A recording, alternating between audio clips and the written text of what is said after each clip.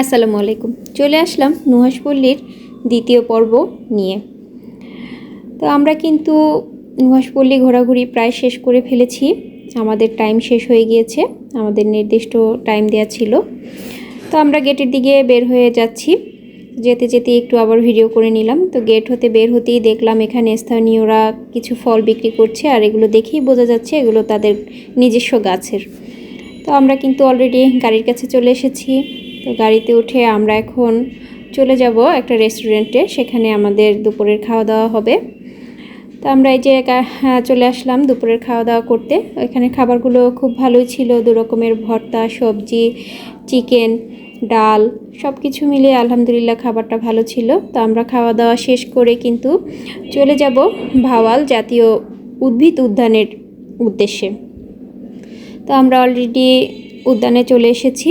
তো সবাই গাড়ি থেকে নেমে একটা টিম হয়ে হেঁটে যাচ্ছিল। আমরা ইচ্ছে করে একটু পিছনের দিকে চলে আসলাম।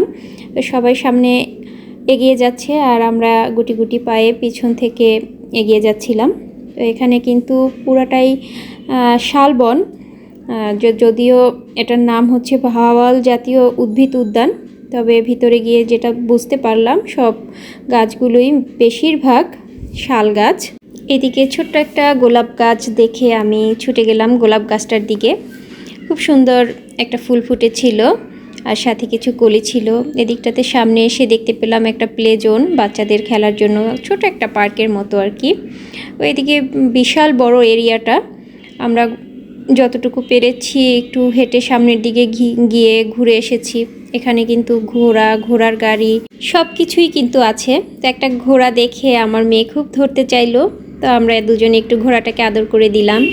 এদিকে একটা ঘোড়ার গাড়ি আমাদের সামনে থেকে চলে গেল। আমরা বেশ আরও কিছু দূর এসে দেখতে পেলাম একটা টাওয়ার। তো আমরা আস্তে আস্তে, আমার ছেলে অলরেডি টাওয়ারের উপরে উঠে গিয়েছে, আমরা টাওয়ারের উপরে উঠিনি। তো যাই হোক, আমরা এই পাশে এসে দেখতে পেলাম এই বনের একটা মানচিত্র। তো মানচিত্রটাকেও আমি একটু ক্যামেরা বন্দি করে নিলাম। আমরা বেশ আরও কিছুক্ষণ ঘোরাঘুরি করে তো আমরা কিন্তু আবার বাহিরের গেটের দিকে চলে আসছিলাম, আমাদের গাড়ি যেখানে রাখা। ও সবাই অলরেডি চলে গিয়েছিল, আমরা একটু পিছনে পড়ে গিয়েছিলাম। তো আমরাও হাঁটতে হাঁটতে চলে আসলাম।